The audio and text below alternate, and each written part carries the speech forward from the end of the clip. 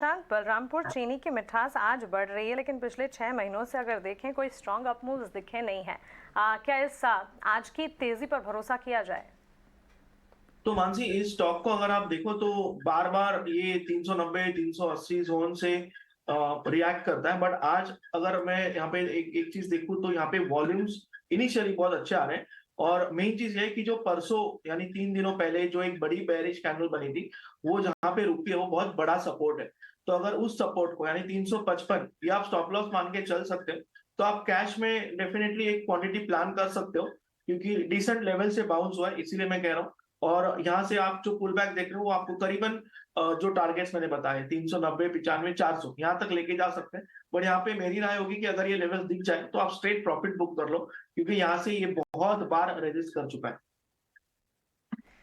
ठीक है, छोटी छोटी पॉकेट्स पर ही नज़र जा रही है इस वक्त कि कहाँ पर क्या एक्शन हो रहा है। और कल हमने देखा कि थोड़े से टेक्सटाइल काउंटर्स पर भी एक लॉन्ग्स तो बनते हुए दिखाई देते हैं। स्मॉल काउंटर्स ही हैं कुछ, लेकिन नाहर स्पिनिंग जैसे काउंटर्स हो।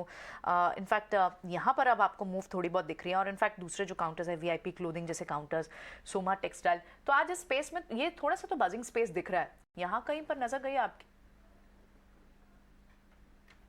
ये अब आपने मेंशन किया तो मैं वीआईपी के चार्ट्स देख रहा हूँ एंड एक्चुअली यहाँ पे अच्छा खासा एक रिवाइवल बहुत क्लियरली दिख रहा है। स्टॉक को अगर मैं देखूं तो भले ही हल्के से डाउन ट्रेंड में चल रहा था, बट कहीं भी इसने अपने 200 डे मूविंग एवरेज को भी ब्रेक नहीं किया है, उसके ऊपर ही कंफर्टेबली ट्रेड कर रहा है और एक अच्छा खासा अप ट्रेंड हमें देखने मिल रहा है। आज स्टॉक अपने 20 day moving average 50 day moving average दोनों के ऊपर आ चुका है।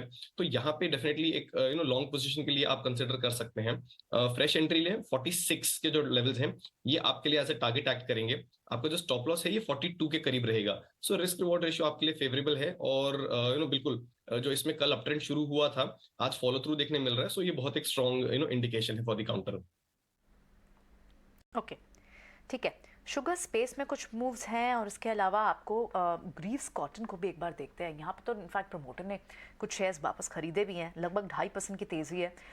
खैर कैपिटल गुड स्पेस से जुड़ा हुआ एक काउंटर है और इसमें तो आपको एक अच्छी मूव, तो ये एक स्पेस तो है। एडोर बिल्डिंग आज पंकज पांडे भी बता कर गए, तो ये स्पेस है जहाँ पर आपको मूव तो अच्छी दिख रही हैं। कैपिटल गुड स्पेस क्या एक स्ट्रैटेजी ऐसी भी होनी चाहिए प्रशांत कि बाजार में जहां पर थोड़ी बहुत पॉकेट्स जो स्ट्रॉन्ग हो उनमें अगर लॉन्ग ट्रेडर्स इनिशिएट करना चाहें तो वहां पर लॉन्ग ट्रेड इनिशिएट कर लें, या फिर अगर बाजार में इतना ड्विंडल कर रहा है बाजार और इतनी जिटरीनेस है तो उस time right direction in spaces से भी निकल कर आ पाती है। आपको लॉन्ग लेंगे इन स्पेसेस में?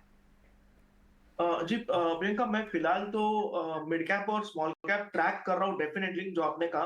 बट मेरा ध्यान है स्मॉल पीएसयू बैंक्स पे, और जैसे कि साउथ इंडियन बैंक हो या यूको बैंक हो। बट फिलहाल मुझे वो लेवल्स नहीं दिख रहे हैं जहां मैं कंफर्टेबल हूँ, तो मैं थोड़ा वेट कर रहा हूँ। जैसे कि अगर मैं स्पेसिफिकली बात करूँ जेएनके बैंक की, तो मुझे चाहिए कि ये स्टॉक 52 के ऊपर क्लोज हो जाए, तब मैं इसमें कंफर्टेबल रहूंगा। बट अगर कोई एक लॉन्ग टर्म इन्वेस्टमेंट के हिसाब से देख रहा है, तो आप थोड़ी थोड़ी क्वांटिटी में, यानी जैसे कि आपको 100 रुपए इन्वेस्ट करने हैं तो 5 रुपए आप अभी इन्वेस्ट कर सकते हो। ऐसे आप शुरू करो कि अभी तक मार्केट का बॉटम बना नहीं है, ये मेरी राय है। तो थोड़ा सा आप इससे वोलेटिलिटी में ओवरऑल एक साथ पूरी क्वांटिटी मत लो, but small PSU banks and fertiliser space, यहाँ पे मिड एंड स्मॉल कैप में मुझे लग रहा है कि अगले 1 से 1.5 साल के लिए एक अच्छी अपॉर्चुनिटी हो सकती है। ठीक है, तो आप यानी पीएसयू बैंक्स पर, मिड कैप और स्मॉल कैप पर इस वक्त नजर डालनी चाहिए। इनफैक्ट कल जो एक बाइंग का आंकड़ा छोटा सा ही आया प्राइस का, तो आप अगर large cap mid cap small cap में कंपेयर करते तो स्मॉल कैप में आपको बेटर बाइंग नंबर्स दिखे थे। तो वहां पर एक्शन क्या जल्दी आएगा? क्योंकि पहले बॉटम हुए थे, ये लगातार हम बात भी कर रहे हैं, इस पर आप नजर जरूर रखें। लेकिन